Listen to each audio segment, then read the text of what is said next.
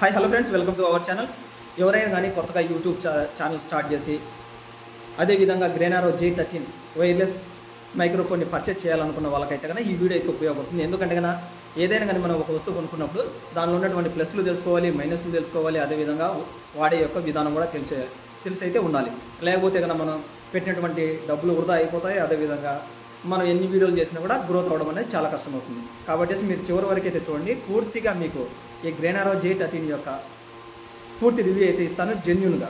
అదేవిధంగా వచ్చేసి ఇప్పుడు నేను మాట్లాడుతున్నది వచ్చేసి డైరెక్ట్గా ఫోన్ నుంచి మాట్లాడుతున్నాను, అంటే ఎటువంటి మైక్ అన్నది కనెక్షన్ అయితే చేయలేదు. అంతేకాకుండా మనకు బ్యాక్ సైడ్ వచ్చేసి ఫ్యాన్ అయితే రన్ అవుతున్నది.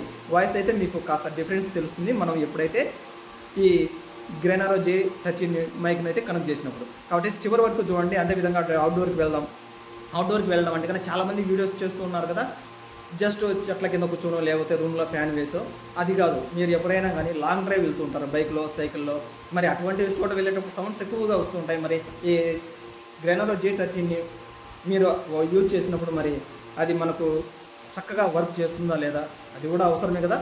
కాబట్టి ఫస్ట్ అయితే మనం మైక్ని అయితే కనెక్ట్ చేద్దాము. అదేవిధంగా లోపల మైక్ సంబంధించినటువంటి ఏమేమి వచ్చాయో చూపిస్తాను. అదేవిధంగా వచ్చేసి బయటకు కూడా వెళ్ళి మీకు టెస్ట్ చేసి కూడా మీకు క్లియర్ కట్గా కొనాలా లేదా అన్నది చెప్తాను. కాబట్టి మీరు చివరి వరకు అయితే చూడండి. మన ఛానల్ని ఫస్ట్ టైం చూస్తూ ఉంటే కనుక సబ్స్క్రైబ్ కూడా చేయండి.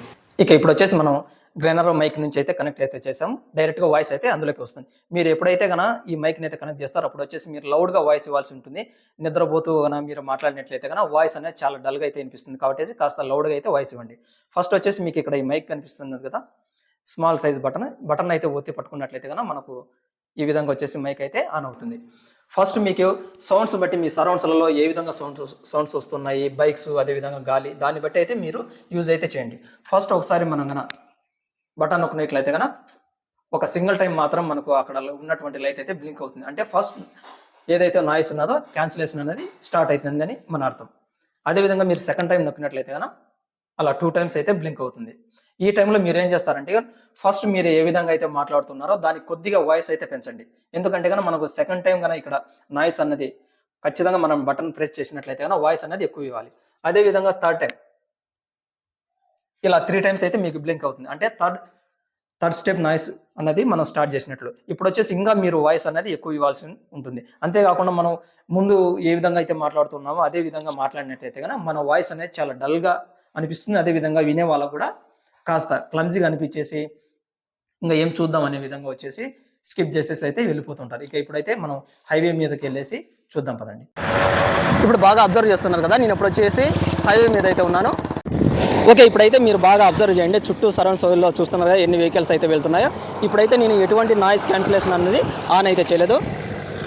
ఇప్పుడు వచ్చేసి స్టెప్ 1 అయితే నాయిస్ క్యాన్సిలేషన్ అయితే ఆన్ అయితే చేద్దాం. ఇది వచ్చేసి స్టెప్ 1. ఇప్పుడు వచ్చేసి నా వాయిస్తో పాటు ఇక్కడ ఉన్నటువంటి సరౌండ్స్లో వచ్చేటటువంటి సౌండ్స్ని ప్రతి ఒక్కదాన్ని అయితే బాగా అబ్జర్వ్ అయితే చేయండి. అంతేకాకుండా ఇప్పుడైతే నేను ఒక 3 సెకండ్స్ అయితే సైలెంట్గా అయితే ఉంటాను. ఇక ఇప్పుడు వచ్చేసి స్టెప్ 2 అయితే చూద్దాం.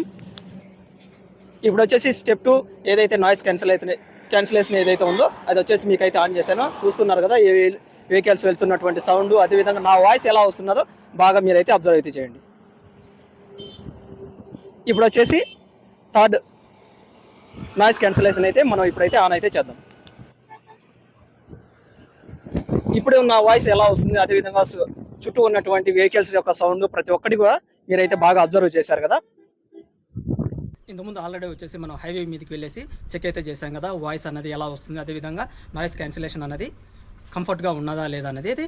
ఇప్పుడు వచ్చేసి మ్యాక్సిమం అంటే కన్నా మైక్ నేనైతే ఇప్పుడైతే ఇక్కడ ఫిట్ అయితే చేసుకున్నాను. ఎందుకంటే కన్నా మ్యాక్సిమం అంటే కన్నా బైక్ రైడర్స్ అదేవిధంగా సైకిల్లో ఉన్నటువంటి రైడర్స్ కానీ ప్రతిసారి వచ్చేసి ఇలా మైక్ పెట్టుకొని వాయిస్ ఇవ్వడం అయితే కుదరదు కదా. ఇప్పుడైతే చాలామంది వచ్చేసి యూట్యూబ్లో వచ్చేసి ఇలా పెట్టుకొని మొత్తం డిస్టెన్స్ని అయితే వాళ్ళైతే చూపిస్తున్నారు. దాని మూలంగా వచ్చేసి మనకు చాలా వాయిస్ అయితే చాలా క్లియర్గా వస్తుంది కదా.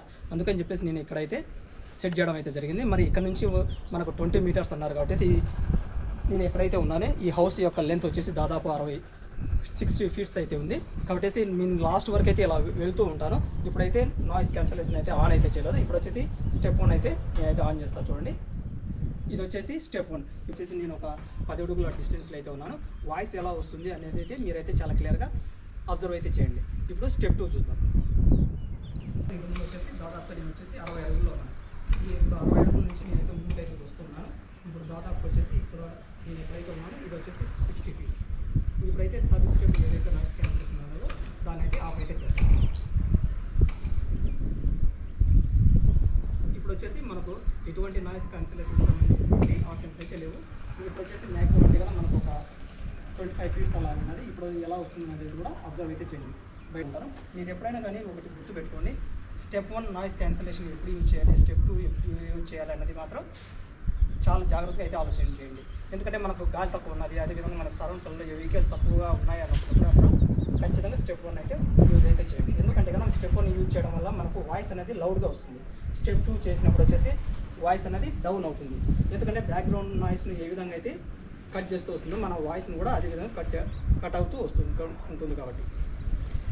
ఇప్పుడు వచ్చేసి డిస్టెన్స్ వచ్చేసి ఒక 10 ఫీట్స్ అయితే ఉంది.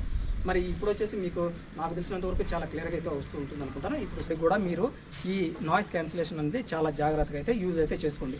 ప్రతిసారి మనం స్టెప్ 3 కన్నా యూజ్ చేసినట్లయితే కన్నా మన వాయిస్ అనేది చాలా డల్గా అనిపిస్తుంది. కాబట్టి నేను ఇచ్చే సజెషన్ ఏంటంటే సో ఫైనల్గా ఈ గ్రెనారో J13 వైర్లెస్ మైక్ని కొనొచ్చా కొనకూడదంటే కన్నా 100% అయితే కొనుక్కోండి.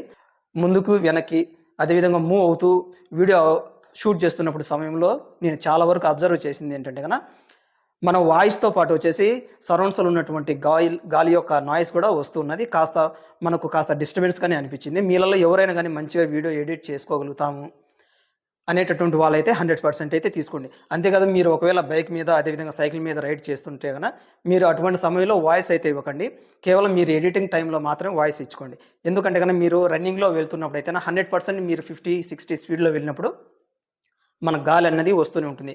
ఆ గాలి అన్నది మీకు కంపల్సరిగా మీరు వాయిస్ ఇస్తున్నప్పుడు అయితే చాలా క్లమ్జీగా చాలా నాన్సెన్స్గా అయితే ఉంటుంది. నేనైతే బాగా అబ్జర్వ్ చేసింది అయితే ఇది. కాబట్టి ఫైనల్గా అయితే తీసుకోండి. లో బడ్జెట్లో ది బెస్ట్ మైకే. ఇలా మీరు తీసుకోవాలనుకుంటే కనుక హై రేంజ్లో కనుక తీసుకున్నట్లయితే డబ్బులు పెట్టినట్లయితే కనుక టోటల్గా 100% నాయిస్ క్యాన్సిలేషన్ చేసేటటువంటి మైక్స్ కూడా చాలా ఉన్నాయి. లేదు కొత్తగా యూట్యూబ్ ఛానల్ స్టార్ట్ చేసినప్పుడు మనకి ఇన్కమ్ అంటూ ఏమీ కానీ ఉండదు. కాబట్టి మీరు తీసుకోవాలంటే కనుక 100% అయితే తీసుకోండి. ఇదైతే నా పర్సనల్ సజెషన్. ఓకే, నెక్స్ట్ వీడియోలో మళ్ళీ కలుసుకుందాం. Have a nice day and by bye friends.